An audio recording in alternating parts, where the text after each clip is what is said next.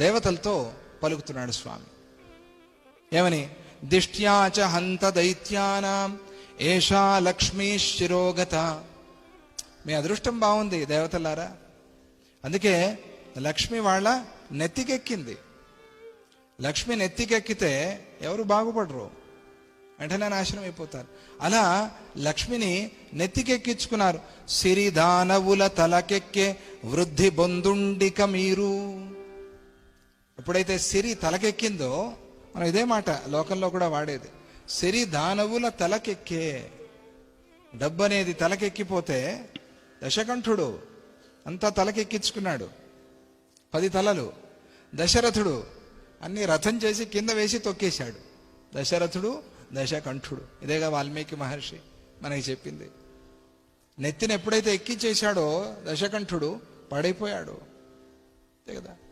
ఈ దశకంఠుడిలాగా వీళ్ళు సిరి దానవుల తలకెక్కే వృద్ధి పొందుడిక మీరు. ఇక మీరంతా వృద్ధి చెందుతారు, వాళ్ళు పాడైపోతారు. ఎందుకు? లక్ష్మిని నెత్తికెక్కిచ్చేసుకున్నారు. అందుకనే సప్తస్థానాన్యతిక్రమ్య లయమన్యముపేష్యతి.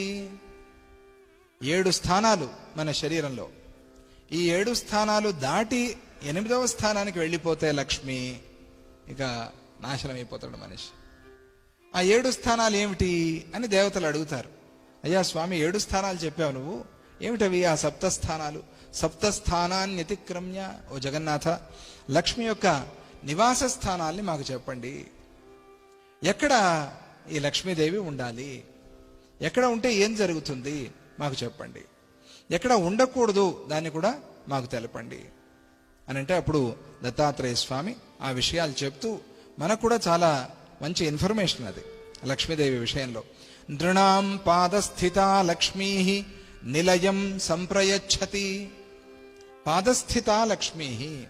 చాలామంది పెళ్ళి అయిన వాళ్ళు కాలికి ఆ బొటన వేలు పక్కన ఉంటుంది కదా పొడుగుగా, ఆ వేలికి మధ్య వేలు అనుకోవచ్చు, దానికి ఉంగరం, కాలి ఉంగరం ధరిస్తారు. అక్కడ బంగారంది కూడా ధరించే పద్ధతి ఒకటి కొంతమంది వెండిదైనా ధరిస్తారు అక్కడ. కానీ లేకపోతే గజ్జలు, కాలి గజ్జలు పెట్టుకుంటారు కదా, బంగారపు గజ్జలు, అక్కడ పెట్టుకోవచ్చు. పెడితే నిలయం సంప్రయచ్చతి, మంచి గృహలాభం కలుగుతుంది లక్ష్మి అక్కడ. మరి పాదాల కింద వేసి తొక్కకూడదు. అందుకనే నృణాం పాదస్థిత, పాద అధస్థిత అని చెప్పలే, పాదాల కింద కాదు, పాదస్థిత అంతవరకు అక్కడ ఉంటే నిలయం సంప్రయచ్చతి, ధనం వస్తుంది. సక్స్నోశ్చ సంస్థిత వస్త్రం రత్నం నానా విధం వసు. ఇక అక్కడి నుంచి పైకి వచ్చి పిక్కల దగ్గర లేదా తొడల దగ్గర గనక లక్ష్మి ఉన్నట్టయితే, అక్కడ ఉన్నట్టు భావన చేస్తే, పోని లక్ష్మిని అక్కడ ఉన్నట్టుగా భావన చేస్తే వాళ్ళకి రత్నము నానావిధ వస్తువులు కూడా లభిస్తాయి, వస్త్రాలు కూడా లభిస్తాయి. ఇక కలత్రదా గుహ్య సంస్థ. ఇక్కడ గుహ్య భాగంలో జననేంద్రియ స్థానంలో లక్ష్మీదేవిని భావన చేస్తే, లేదా అక్కడ ఈ ఓడ్యాణాన్ని ధరిస్తారు కదా, అక్కడ ఆ భాగంలో కానీ లక్ష్మీదేవిని భావన చేస్తే వాళ్ళకి కలత్రదా, వివాహం కాని వాళ్ళకి వివాహం అవుతుంది లక్ష్మీదేవి. అలాగే క్రోడస్థాపత్యదాయిని. క్రోడస్థ పార్శ్వాల్లో, ఒడిలో కానీ పార్శ్వాలు, ఇటుపక్క అటుపక్క కానీ ఆవిడ ఉన్నట్టయితే అపత్యదాయిని, సంతానాన్ని అనుగ్రహిస్తుంది లక్ష్మి.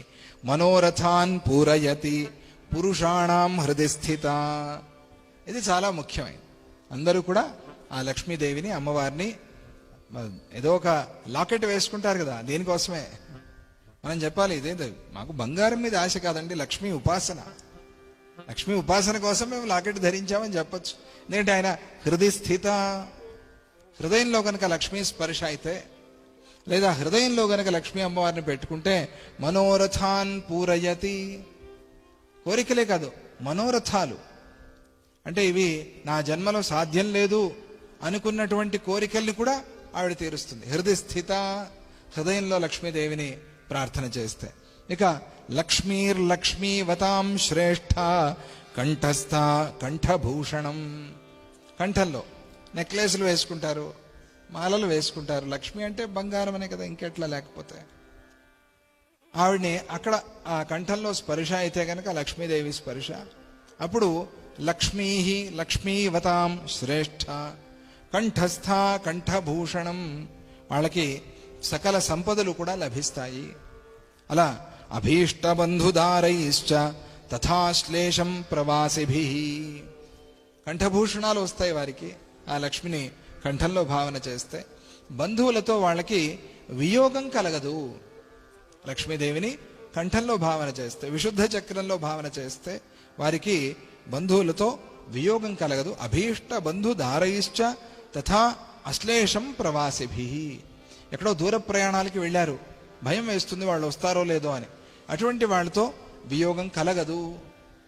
లక్ష్మిని కంఠంలో భావన చేయటం వల్ల, విశుద్ధంలో భావన చేయటం వల్ల, లేదా లక్ష్మీ స్వరూపంగా ఆ కంఠంలో ధరించటం వల్ల అని దత్తాత్రేయ స్వామి చెప్పి, మృష్టాన్నం వాక్య లావణ్యమాజ్ఞామవితతం తథా ముఖస్థిత కవిత్వంచ యచ్చత్యుదధి సంభవ. ఆవిడికి క్షీరోద సంభవ అని పేరు కదా. లక్ష్మీం క్షీర సముద్ర రాజతనయాం శ్రీరంగధామేశ్వరీం దాసీభూత సమస్త దేవవనితాం లోకైక దీపాంకురాం శ్రీమన్మంద కటాక్ష లబ్ధ విభవ బ్రహ్మేంద్ర గంగాధరాం త్వాం త్రైలోక్య కుటుంబినీం సరసిజాం వందే ముకుంద ప్రియాం సరసిజ నిలయే సరోజహస్తే ధవలతమాం శుకగంధమాల్య శోభే భగవతి హరివల్లభే మనోజ్ఞే త్రిభువన భూతి కరి ప్రసీద మహ్యం అని ప్రార్థన చేసుకోవాలి. క్షీర సముద్ర రాజతనయ ఆవిడ. అటువంటి ఆ అమ్మవారు ఉదధి సంభవ, ఆ క్షీరసాగరం నుంచి వచ్చింది ఆవిడ. అటువంటి ఆవిడ ముఖస్థిత కవిత్వంచ, ముఖంలో భావన చేస్తే లక్ష్మీ అమ్మవారిని ఆవిడ ముఖస్థిత అంటే దీన్ని బట్టే చెప్పింది భావన అని. మనం ధరించే వస్తువుల విషయం కాదు, లక్ష్మీ అమ్మవారి భావన. ఎందుకంటే ముఖస్థిత అంటే ముఖంలో నువ్వు బంగారం పెట్టుకోలేవుగా, ఏముందైనా పళ్ళే ఎంచుకోవాలి, పళ్ళని చెప్పలే అక్కడ ముఖం అన్నారు. ముఖం అంటే ఏమిటి? ఆ ముఖంలో విశుద్ధ చక్రానికి పైన ఆజ్ఞాచక్రానికి కింది భాగంలో ముఖంలో ఆవిడ భావన చేస్తే, కవిత్వంచ క్షీర సముద్రం నుంచి పుట్టిన లక్ష్మీదేవి ముఖస్థానంలో గనక ఉంటే మృష్టాన్నం అందమైన మాటలు పలకటం, ఆజ్ఞ సఫలం కావటం, కవిత్వానికి లాభం కలగటం, ఇవన్నీ కూడా జరుగుతాయి. ఇక శిరోగత సంత్యజతి, శిరస్సుకి వెళ్ళిపోయింది అనుకో సంత్యజతి, విడిచిపెట్టి వెళ్ళిపోతుంది. అంటే వచ్చిన సంపద ఎప్పుడైతే అహంకారాన్ని ఇచ్చిందో ఆ సంపద వెళ్ళిపోతుంది. శిరోగత సంత్యజతి తతోన్యం యాతి చాశ్రయం, ఏం చేస్తుంది? నీ శత్రువు దగ్గరికి పోయి చేరుకుంటుంది ఆవిడ. నువ్వు నెత్తికి ఎప్పుడైతే ఎక్కించుకున్నావో నీ శత్రువు దగ్గర పోయి చేరుతుంది. అన్యం యాతి, శత్రువుని చేరుకుంటుంది. సేయం శిరోగత దైత్యాన్ పరిత్యజతి సాంప్రతం. ఇప్పుడు ఈవిడ వీళ్ళ శిరస్సుకి ఎక్కింది, నెత్తికి ఎక్కింది లక్ష్మి, కాబట్టి వెంటనే వీళ్ళని విడిచిపెట్టి వెళ్ళిపోతుంది. లక్ష్మి అంటే స్వర్గలక్ష్మి, రాజ్యలక్ష్మి కోశనాథ చతురంగ బలేశ్వరి సామ్రాజ్యదాయిని సత్యసంధ సాగర మేఖల ఉన్నాయా లేదా? అక్కడ సాగర మేఖల అంటే ఎవరు? లక్ష్మీ అమ్మవారే. రాజ్యలక్ష్మీ ఆవిడ. ఇవన్నీ లక్ష్మీ సంబంధమైన నామాలు లలితా సహస్రనామంలో. కోశనాథ మన బ్యాంకులంతా కాపాడేది ఆవిడ, 4 రకాల సైన్యాన్ని కాపాడేది. చతురంగ బలేశ్వరి సామ్రాజ్యదాయిని, సామ్రాజ్యాన్ని ఇస్తుంది. ఎప్పుడు? సత్యసంధ, సత్యంగా ఉంటాయి, లేకపోతే ఉన్నది కాస్త లాక్కెళ్ళిపోతుంది. తలకెక్కింది కాబట్టి ఇప్పుడు వీళ్ళ సామ్రాజ్య లక్ష్మి వెళ్ళిపోతుంది. వీళ్ళకి ఇన్ని రోజులు ఉన్న ఈ శోభంతా కూడా వెళ్ళిపోతుంది. శ్రేయం శిరోగతా దైత్యాన్ సంత్యజతి. కాబట్టి మీరు ధైర్యంగా ఉండండి అని అక్కడ ఒక తెలుగు పద్యం చెప్పారు, అది మనకి ప్రస్తుతానికి వద్దు. తామస్తకమున కరిగెనేని రయంబున నతని విడిచి అతి ముదంబున అన్యుని ఆశ్రయించు. ఆవిడ ఆ లక్ష్మీదేవి ఇలా ఈ స్థానాల్లో ఉంటే ఈ ఫలాలు ఇస్తుంది. కానీ ఆవిడ నెత్తికెక్కితే మాత్రం వెంటనే వదిలిపెట్టి అన్యుణ్ణి ఆశ్రయిస్తుంది.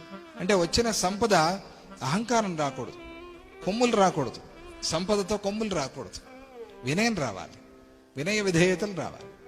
అప్పుడు